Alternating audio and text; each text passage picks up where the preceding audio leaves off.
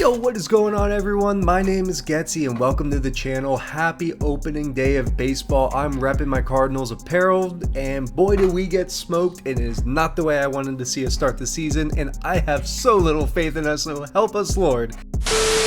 But in this video we are going to be going over 5 hitting tips I have to help you reach World Series in MLB The Show 24 ranked online. You may be wondering, why should I listen to this scrub with low subscribers? First point, let's get those subs up, so please like and subscribe on this video to help this channel grow. But second point, take a look at my prior MLB records. They are pretty good with a lot of wins and less losses. This season I am 12-2 on my main and 7-0 on my alt account, which is the account I use to film the Road to World Series that we're doing on this channel. So, take my word for it, let's get into this video, and we're going to start out here with tip number 1. Tip number 1 is study your pitcher before they throw the first pitch. I'm looking at my opponent's screen to see if I've faced this pitcher before and I know what type of pitches they throw. If you don't, just like I did in this video, hold down R2 and look at the pitches they throw. Things you should be looking for: how fast is their fastball and how slow is their slowest pitch, whether that be a changeup or curveball.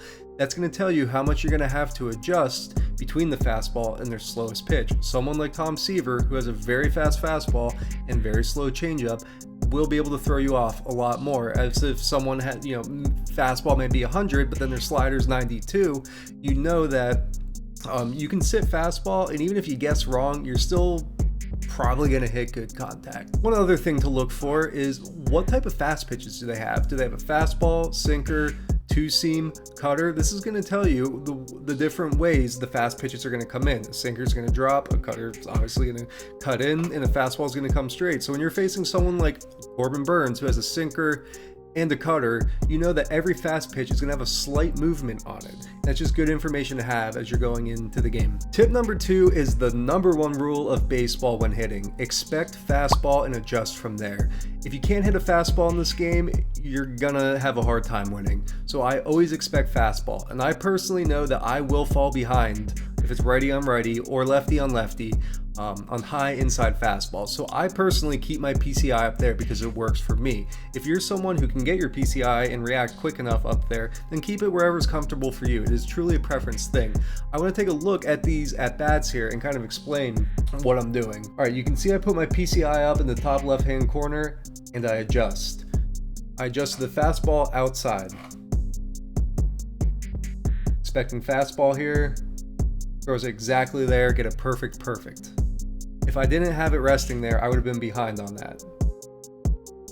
Fastball, see the slider go outside, I don't swing.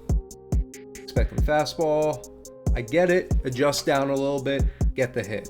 Tip number 3 is take pitches. I have a secret for you. Get closer. Closer. This isn't real baseball. Which means with 2 strikes, you can hit changeups at your ankles in the game or hit fastballs at the eyes, unlike real baseball. If your opponent's dotting up the strike zone on the corners and you don't think you can take those pitches for homers, you don't have to swing until you have 2 strikes. There are so many times where I know it's a strike, but I know it's going to jam me or I risk hitting into a double play, that I just take the strike. You can take the strikes. And you have 2 strikes and you can defend. You can use the X button that covers enough of the plate, gives you enough power. That's the only button I used to hit with. X on PlayStation, A on Xbox. So don't be afraid to take pitches. Tip number 4 is find a hitting view that works for you and stick with it. I went down the rabbit hole one year of watching a bunch of different YouTube videos and they all gave different zones to work with. It is such preference. There is not one that's necessarily better than the other. Now, I use Strike Zone 2 because I like a little zoomed in.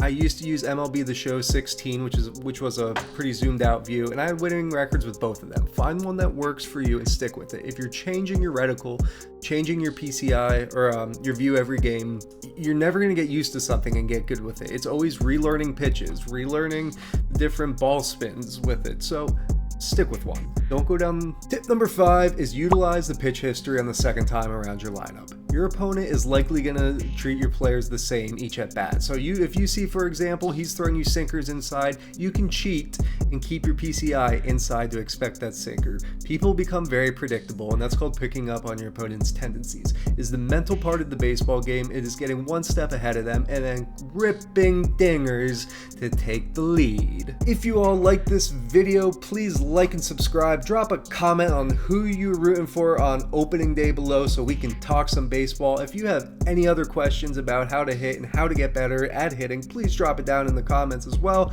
I will respond to every single one of them. I hope you all enjoyed this video and enjoy opening day.